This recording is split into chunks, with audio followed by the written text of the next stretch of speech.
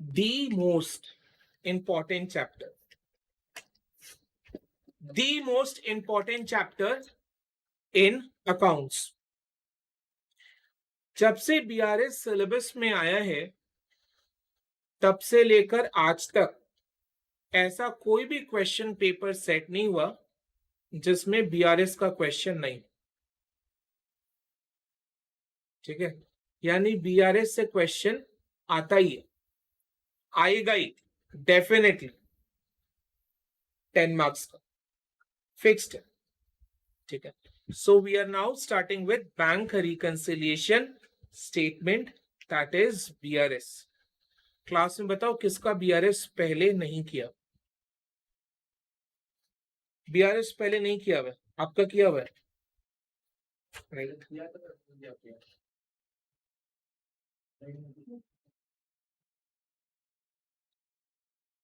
You know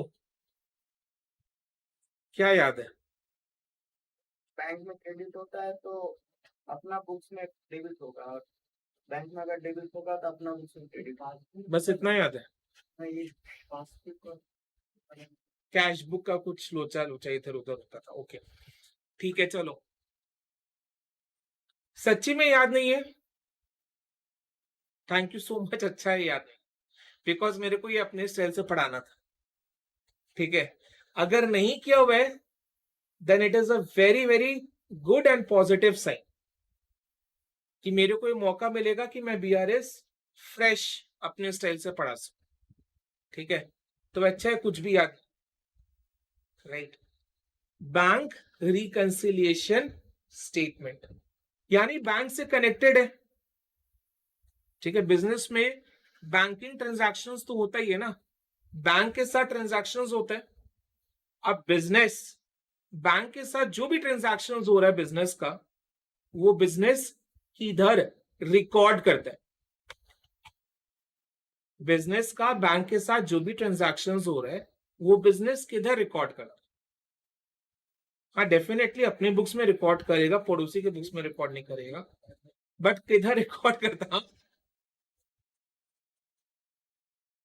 या अल्लाह, cash book में. ठीक है, कैश बुक में रिकॉर्ड करता है. तो बिजनेस का बैंक में बैंक के साथ जो भी ट्रांजैक्शंस होता है वो बिजनेस कैश बुक में रिकॉर्ड करता है. Cash and bank transactions are recorded in cash book. Cash book में 2 कॉलम तो फिक्स्ड होते हैं, एक कैश कॉलम और एक बैंक कॉलम. ठीक है, एक कैश कॉलम और एक बैंक कॉलम. तो कैश बुक में बैंक कॉलम में बैंक के साथ बिजनेस का जो भी ट्रांजैक्शंस हो रहा है वो रिकॉर्ड होता है. तो बिजनेस का बैंक के साथ ट्रांजैक्शंस हो रहा है तो बिजनेस उसको कैश बुक में रिकॉर्ड करेगा, बैंक भी तो अपने बुक्स में रिकॉर्ड करेगा ना. यानी बैंक वो ट्रांजैक्शंस को भी अपने बुक्स में रिकॉर्ड करेगा, बैंक अपने बुक्स में रिकॉर्ड करेगा. तो बैंक वो किधर रिकॉर्ड करता है? पासबुक.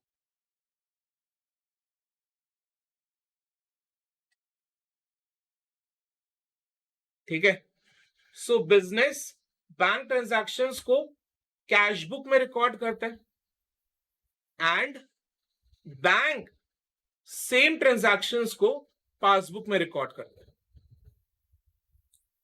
यानी कैश बुक के हिसाब से एक बैंक बैलेंस निकलेगा.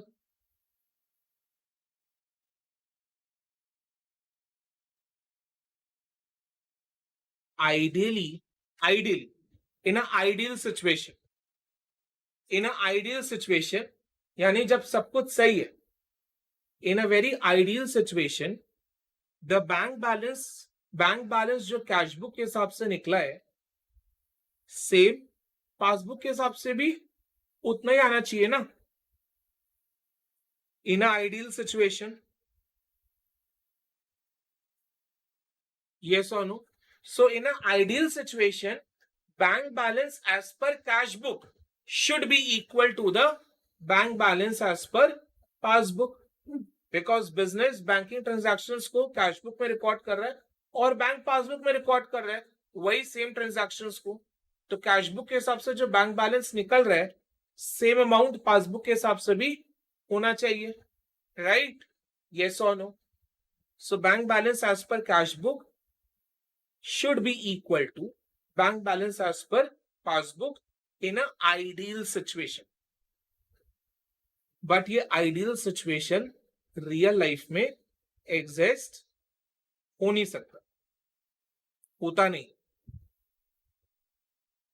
होता नहीं. यानी bank balance as per cash book may not be the same as bank balance as per passbook. Difference होगा तो. ठीक है, अब इमेजिन करो आप ऑफिस में बैठे हुए, आपका बिजनेस. ठीक है, इमेजिन करो आप ऑफिस में बैठे हुए हो, आपका बिजनेस है. ठीक है, ये आपका टेबल है, ऑफिस का टेबल है, इसमें आप बैठते हो हमेशा. ठीक है, you are the owner of the business. तो आप रेगुलर बेसिस में बुक्स ऑफ अकाउंट्स तो चेक करोगे ना. तो आपने कैश बुक खोल के देखा, कैश बुक में कितना बैलेंस आ रहा है, 60,000 रुपीज. बगल में पासबुक पड़ा हुआ था, अपडेटेड था, अपडेट किया हुआ था.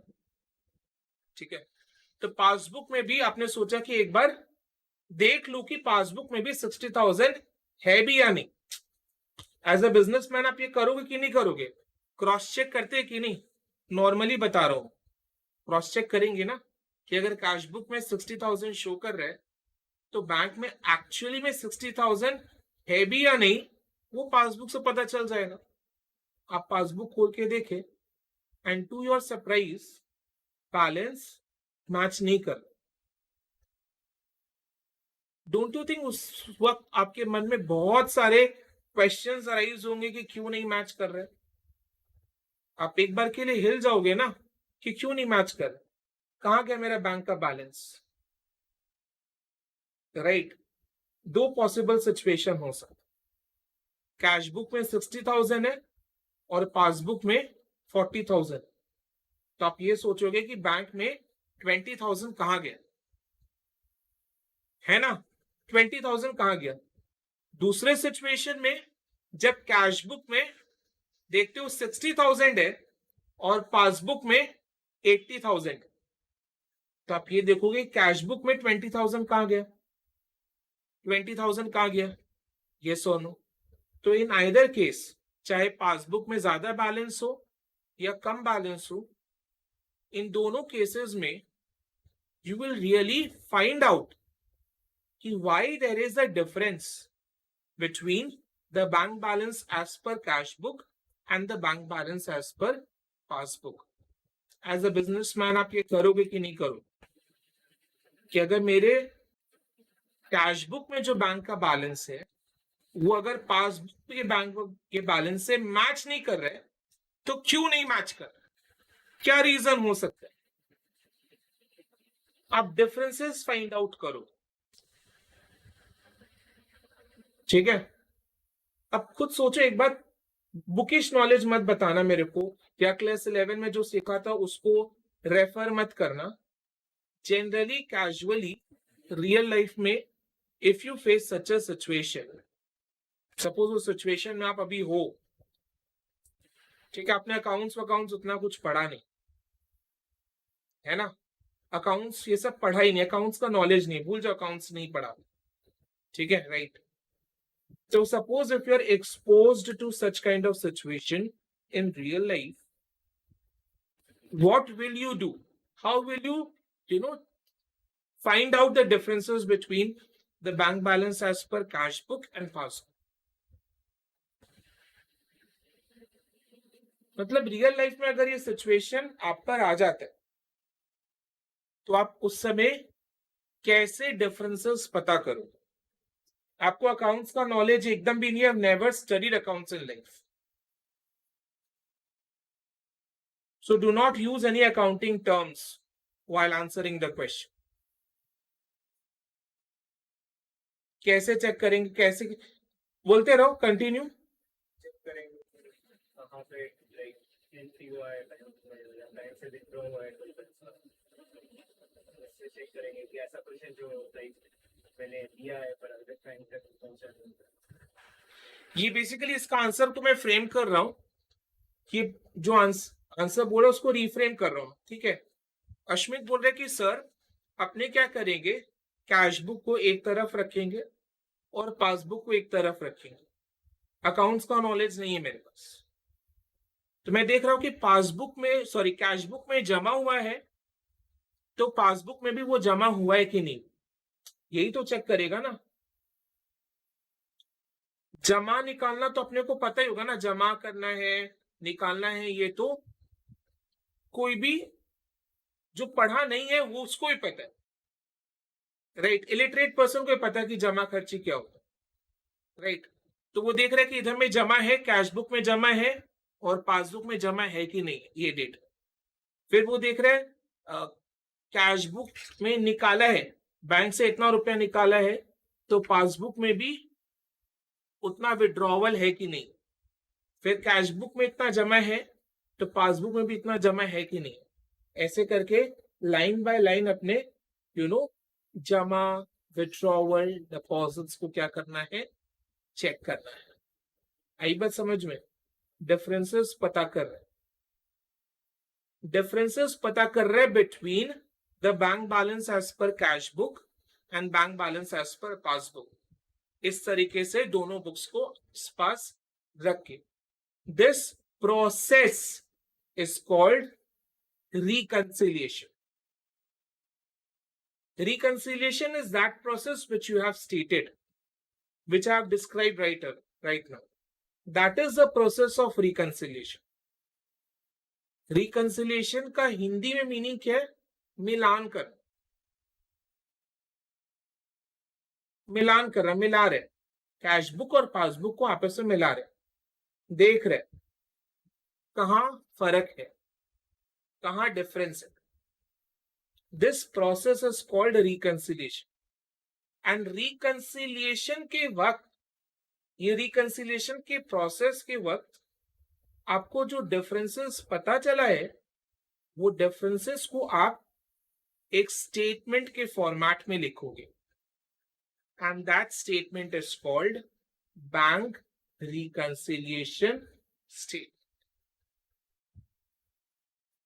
When you present the causes of difference between the bank balance as per cash book and the bank balance as per passbook, ठीक है, in a statement format, which is an outcome of the reconciliation process जो आपने किया, the statement is called bank reconciliation statement. तो basically bank reconciliation statement में होता क्या कि बैंक में इतना बैलेंस है, पासबुक में इतना बैलेंस है और कैश बुक में इतना बैलेंस है। ये दोनों बैलेंस में जो फर्क है वो किन कारणों के वजह से है, अमाउंट वाइज वो रीजंस को अपने एक स्टेटमेंट के फॉर्मेट में लिखते हैं। यानी बेसिकली रिकंसिलिएशन स्टेटमेंट एक ब्रिज है। ब्रिज का फर्स्ट एंड में bank balance as per cash book है, दूसरे एंड में bank balance as per passbook है। दोनों के बीच फासले हैं, दूरियां हैं, तो वो दूरियां को कनेक्ट करता है bank reconciliation statement. So reconciliation statement बनता भी वैसे ही, स्टार्टिंग पॉइंट होगा bank balance as per cash book, and point होगा bank balance as per passbook, और बीच में होगा रीजंस ऑफ डिफरेंस। या फिर उल्टा भी हो सकता है, starting point bank balance as per passbook भी हो सकता है, तब एंड पॉइंट होगा bank balance as per cash book और बीच में होगा डिफरेंसेस। ठीक है, समझ में आया ना? राइट। अब अपने को क्या करना है, before we move ahead with any discussions in the bank reconciliation statement, let us have a walkthrough through the basics. ठीक है, बैंकिंग ट्रांजैक्शंस का बेसिक्स पार्टिसिपेट करना, जैसे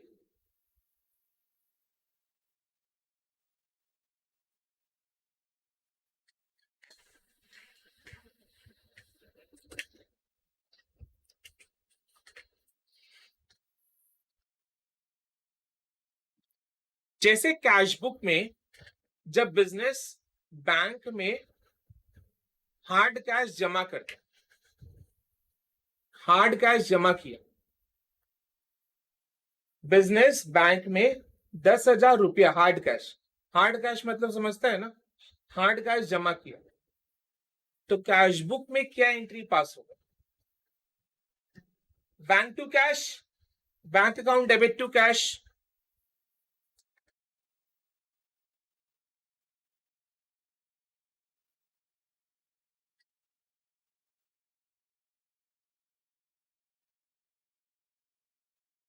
bank account debit to cash, यानी डिपॉजिट के टाइम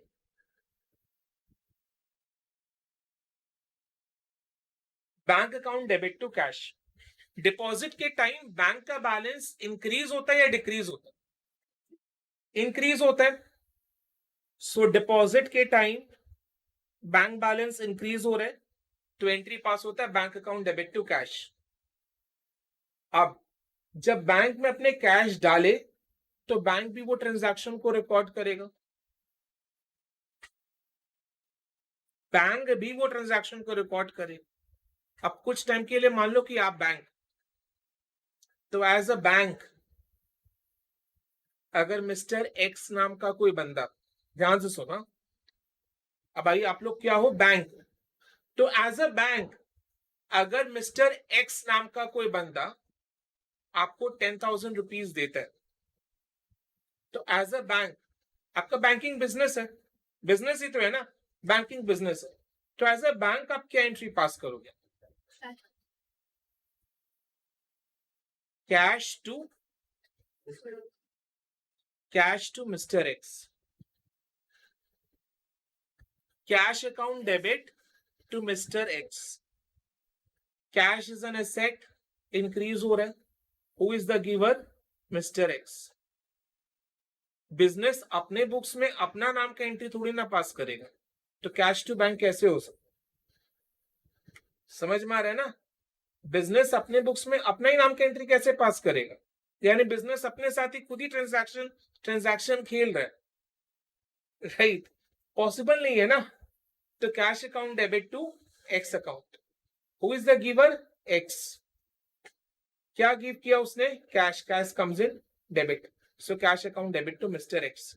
यानी passbook में, bank के बुक्स में मिस्टर एक्स का अकाउंट क्या हुआ? क्रेडिट। यानी जब भी अपने डिपॉजिट करते हैं बैंक अकाउंट, बैंक से एक क्रेडिट का मैसेज आता है, एक्स का खाता है ना, एक्स का खाता है, एक्स के खाते में अगर जमा हुआ है तो एक्स का अकाउंट बैंक में क्रेडिट हुआ है। तभी जब बैंक में रुपया डालते हैं, बैंक में कोई भी अमाउंट जमा होता है हमारे अकाउंट में, हमारे खाते में, तो बैंक से क्रेडिट का मैसेज आता है कि नहीं? Your bank has been credited with an amount of so and so, ठीक है, क्रेडिट का मैसेज आता है। यानी जब बैंक बैलेंस इंक्रीज करेगा तो क्रेडिट का मैसेज आएगा, बैंक बैलेंस इंक्रीज करेगा या डिपॉजिट करेंगे, बैंक से क्रेडिट का मैसेज आएगा।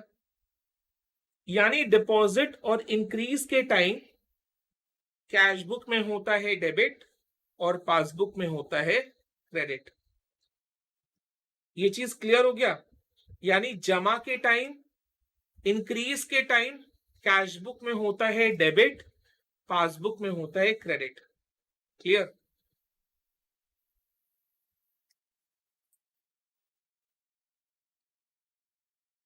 आपको लिखने की जरूरत नहीं है, बोर्ड वर्क ग्रुप में शेयर हो जाता है एज इट इज, ठीक है? अब अभी आप खाली अटेंशन पे करो, राइट? जिन लोग को लिखने दो, कोई दिक्कत नहीं, आप अटेंशन पे करो, ठीक है?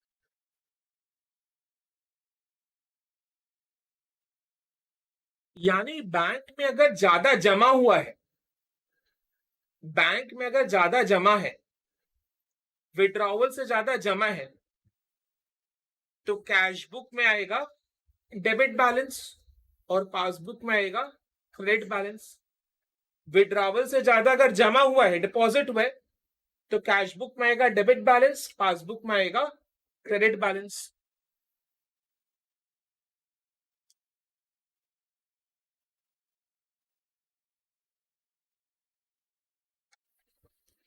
मैं लिखा दूंगा इसको।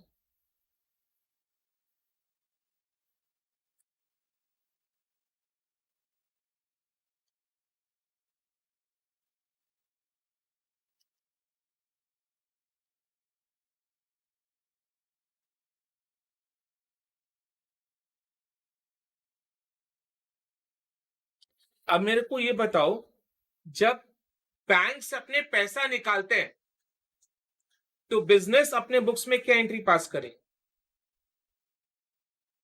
बैंक से जब अपने पैसा निकालेंगे तो बिजनेस अपने बुक्स में क्या एंट्री पास करेगा? Cash account debit to bank. यानी बिजनेस के बुक्स में बैंक अकाउंट हो गया क्रेडिट। क्रेडिट हो गया ना, कब? विड्रॉवल के टाइम। विड्रॉवल के टाइम बैंक डिक्रीज कर रहे हैं तो हो गया क्रेडिट। विड्रॉवल के टाइम। और बैंक अपने बुक्स में क्या एंट्री पास करता होगा पासबुक में? सपोज मिस्टर एक्स नाम का बंदा बैंक से पैसे निकाल, तो बैंक क्या एंट्री पास करेगा? X to cash, X to cash, mister X account debit to cash account, X to cash. यानी पासबुक में एक्स का अकाउंट हो गया डेबिट। इसका मतलब विड्रॉवल के टाइम में जब बैंक बैलेंस डिक्रीज हो रहा है तो कैश बुक में क्रेडिट हो रहा है, पासबुक में डेबिट हो रहा है। यानी unfavourable balance as per cash book is a credit balance and as per passbook is debit balance. ठीक है।